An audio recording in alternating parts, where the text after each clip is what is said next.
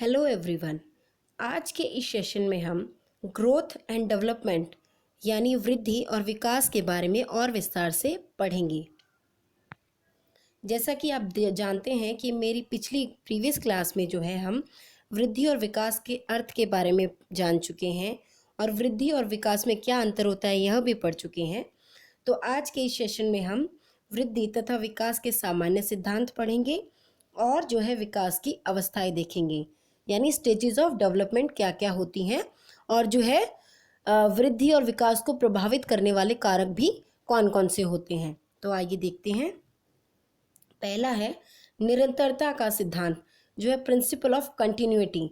आपको पता है, जैसे मैंने आपको बताया कि वृद्धि जो है हमारी बाह्य परिवर्तन होता है और जो विकास वो हमारा आंतरिक और बाह्य दोनों होता है।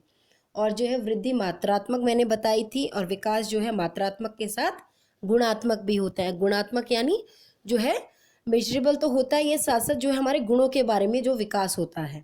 ठीक है, तो उसी प्रकार जो है विकास जो है एक निरंतर चलने वाली प्रक्रिया है जो जीवन भर चलती रहती है। कंटिन्यूस इवैल्यूएशन जो है कंटिन्यूस प्रोसेस है, ये जो है हमारा जीवन भर चलता रहता है। प्रारंभ में जो बच्चा गर्भावस्था में होता है, फिर शैशव अवस्था में आता है, उस समय पर जो है बालक का विकास तीव्र गति से होता है। लेकिन बाद में जैसे जैसे बालक जो है प्रौढ़ावस्था वृद्धावस्था में प्रवेश करता है, वह उसका जो है विकास तो होता है लेकिन जो है थोड़ा सा धीमी गति से होता है। तो अगला है व्यक्तिगतता का सिद्धांत, जो है प्रिंसिपल ऑफ इंडिविजुअलिटी। जो है इंडिविजुअल यानी प्रत्येक बालक का जो विकास करने का तरीका होता है वो अलग अलग होता है। हर बालक का जो है सोचने समझने की शक्ति अलग अलग होती है। इंडिविजुअल डिफरेंसेस होते हैं, हर बालक अलग तरह से सोचता है, अलग तरह से काम करता है। तो जो है विकास करने का हर बालक का जो तरीका है वो अलग अलग होता है, भिन्न होता है। तीसरा है परिमार्जिता का सिद्धांत, प्रिंसिपल ऑफ मॉडिफाई एबिलिटी। जो है जैसे आपने देखा कि बालक की जब वृद्धि होती है उसका शारीरिक विकास होता है, फिर बालक जो है समाज के संपर्क में आता है, फिर उसका जो है सामाजिक विकास, मानसिक विकास, ये सारे विकास उसके होने शुरू हो जाते हैं। और जो है इन सब चीज़ों को भली भांति विकास द्वारा कैसे दिखाया जा सकता है? शिक्षा के द्वारा। शिक्षा एक ऐसी प्रक्रिया है जिसके कारण जो है बालक अपने विकास को जो है अग्रसर कर सकता है। और जो है जब शिक्षा के द्वारा बालक विकास को अग्रसर होता है तो उससे जो है समाज का कल्याण होता है और उसको एक सही दिशा मिलती है अपने जीवन में आगे बढ़ने के लिए। अगला है निश्चित एवं पूर्व कथनीय प्रतिरूप का सिद्धांत, जो है principle of definite and predictable pattern. जो है विकास का जो एक निश्चित प्रतिरूप होता है, जैसे प्रतिरूप यानी जो है उसका जो विकास करने का तरीका होता है वो जो है मस्तकाधुमुखी होता है। कैसे? जैसे विकास जो है सिर क्षेत्र से लेकर, जब बच्चे का जो मानसिक विकास सबसे पहले होता है, अगर मानसिक विकास ही जो है बालक की सारी क्रियाएं जो है करवाता है, हाथ उठाना, पैर उठाना, ये सब चीज़ें, और जो है सोचने समझने की शक्ति भी जो है बालक को जो है उसके मस्तिष्क के माध्यम से आती है। तो जैसे पहले बालक के सिर क्षेत्र का विकास होता है, फिर धड़ क्षेत्र का, फिर पैर क्षेत्र का। तो जो है जन्म के पूर्व भी और जो है जन्म के बाद भी यह प्रक्रिया निरंतर चलती रहती है। जो है विकास का निश्चित एक प्रतिरूप होता है, एक तरीका होता है, एक जो है प्रॉपर सीक्वेंस से उसका जो विकास होता है। अगला देखते हैं समान प्रतिमान व समन्वय का सिद्धांत।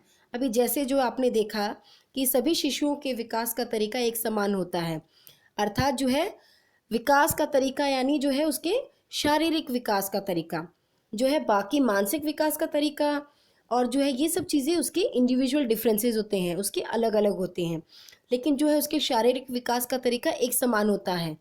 और जो है विकास जो है सभी अंगों के बीच समन्वय के द्वारा होता है। समन्वय यानी इंटीग्रेशन। जो है दिमाग जो है सारे पूरे बॉडी पार्ट्स को जो है इंस्ट्रक्शंस देता है कि हमें ये काम करना है, वो काम करना है, और दिमाग के माध्यम से ही जो है बालक अपने सोचने समझने की शक्ति जो है प्रबल बनाता है। आगे है संचय एवं पुनरावृत्ति का सिद्धांत। जैसा कि मैंने आपको बताया कि विकास जो है एक के बाद एक जुड़ता है। ठीक है, ऐसा नहीं है कि गर्भावस्था के बाद बालक सीधा बाल्यावस्था में पहुंच जाता है। हर सीक्वेंस में, हर स्टेज में बालक जाता है। और गर्भावस्था में जब बालक होता है वहाँ उसका विकास होता है, वो जो चीज़ें देखता है, ठीक है, उस तरह से उस बालक का विकास होता है। फिर बालक जो है शैशव अवस्था में आता है, फिर बाल्यावस्था में, किशोरावस्था में, इस प्रकार से जो है उसका विकास एक के बाद एक जुड़ता है और जो है अंतराल के बाद पुनः प्रकट भी होता है। और जो है अपनी एक्टिविटीज़ के द्वारा, अपनी जो है क्रियाओं के द्वारा बालक जो है अपनी उस अवस्था के बारे में दर्शाता है। जैसे जो है मैंने बताया कि गर्भावस्था में, फिर गर्भावस्था के बाद शैशव अवस्था आती है, फिर जो है बाल्यावस्था, फिर किशोरावस्था, इस तरह से जो है उसकी अवस्थाएं आती रहती हैं। अगला है वंशानुक्रम तथा वातावरण की अंतःक्रिया का सिद्धांत, principle of integration between heredity and environment. जैसा कि मैंने आपको बताया था कि वंशानुक्रम होता है हमारा नेचर, और जो है वातावरण होता है हमारा नर्चर। नेचर जो है हमें हमारे परिवार से, वंशानुक्रम हमें हमारे परिवार से मिलता है, और वातावरण जो है हमारे जो है जहाँ जिस वातावरण में हमारा पालन पोषण होता है जो है नर्चर। तो जो है वंशानुक्रम और वातावरण बालक के लिए एक मोटर कार के इंजन के समान ही महत्वपूर्ण है। कैसे? व्यक्ति का वंशानुक्रम और वातावरण दोनों ही गुणनफल होते हैं। जो है ऐसा नहीं है कि बालक जो है वंशानुक्रम से ही विकास कर सकता है, नहीं, बालक को जो है विकास जो है पूर्ण रूप से विकास करने के लिए वंशानुक्रम के साथ साथ वातावरण की भी आवश्यकता होती है। इसीलिए जो है वंशानुक्रम और वातावरण दोनों ही बालक के लिए बहुत महत्वपूर्ण है। और जो है विकास वंशानुक्रम और वातावरण का जो है गुणनफल है, और जो है वंशानुक्रम को बालक बीज के रूप में प्राप्त करता है, अर्थात जो है परिवार से प्राप्त करता है, उसके वंश के अनुसार प्राप्त करता है। और जो है उस बीज का जो विकास है, उचित पोषण है, वो वातावरण के माध्यम से होता है।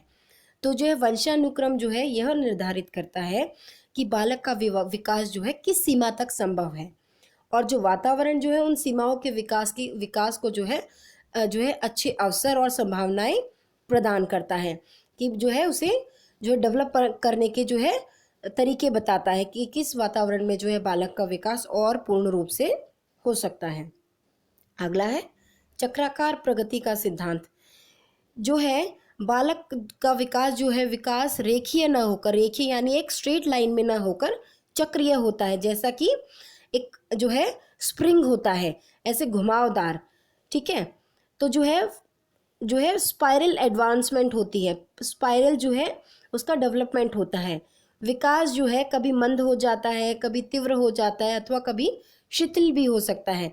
तो अगर हम स्ट्रेट लाइन में उस चीज़ को दर्शाएंगे तो जो है विकास हमें समझ में नहीं आएगा, लेकिन जो है अगर एक चक्राकार के माध्यम से समझाएंगे तो उससे जो है हमें पता चलेगा कि विकास कभी तीव्र है, कभी मंद है, कभी शिथिल, यानी बिल्कुल रुक जाता है। एक अवस्था के बाद जो है विकास बिल्कुल रुक जाता है, स्टॉप हो जाता है। तो निश्चित विकास के बाद विकास को संगठित करने के लिए विराम का समय आता है, जब हम वृद्धावस्था में पहुंच जाते हैं। उस समय पर जो है एक विराम आ जाता है हमारे विकास के लिए। आगे देखते हैं विकास की अवस्थाएं।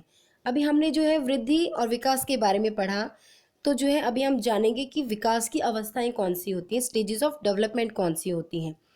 तो पहली जो है गर्भावस्था होती है प्रीनेटल जो है स्टेज। इसमें जो है गर्भाधान से लेकर बालक के 9 या 10 माह तक जो है 9 माह तक जो है ये समय होता है। शैशव अवस्था जो है जन्म से लेकर जब बालक का जन्म हो जाता है और 2 वर्ष तक की ये अवस्था मानी गई है, यानी इन्फेंसी, ठीक है। दूसरी है बाल्यावस्था यानी चाइल्डहुड जो है बालक का 2 वर्ष से लेकर 12 वर्ष तक का माना गया है। किशोरावस्था यानी अडोलेसेंस जो है किशोरावस्था वो 12 से 18 वर्ष तक की मानी गई है। इसमें एक टीनेज भी होती है। टीनेज यानी जो है किशोरावस्था में ही आती है। टीनेज यानी 13 से लेकर 19 तक, जिसमें टीनेज आपने देखा तो टीन यानी 13 से लेकर 19 की जो एज होती है वो टीनेज यानी किशोरावस्था में भी आती है।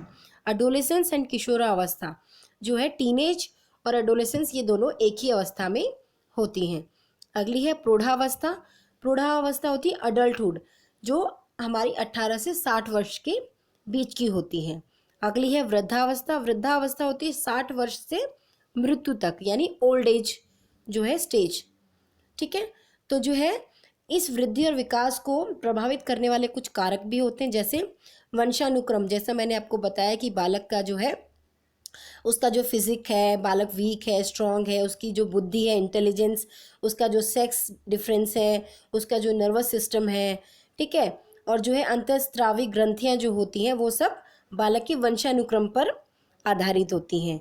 और जो दूसरा है पर्यावरणीय कारक यानी एनवायरमेंटल फैक्टर्स, ये सब चीज़ें हमें वातावरण से मिलती हैं, जैसे पौष्टिक भोजन, फूड जो है, अभ्यास एवं क्रियाकलाप, दुर्घटना, पारिवारिक वातावरण, स्कूल का वातावरण, बचपन के अनुभव, मित्र एवं पड़ोस का वातावरण, ये सब चीज़ें जो है हमें वातावरण से मिलती हैं। लेकिन जो है मैंने आपको बताया कि वृद्धि और विकास जो है वो बालक के जो है विकास जो है बालक के वंशानुक्रम और वातावरण की अंतःक्रिया का एक सिद्धांत है।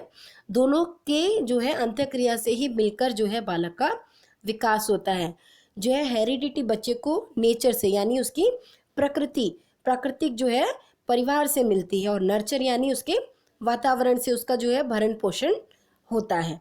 सो चिल्ड्रन, मुझे आशा है कि आपने जो है वृद्धि और विकास के इस टॉपिक को अच्छे से समझ लिया होगा।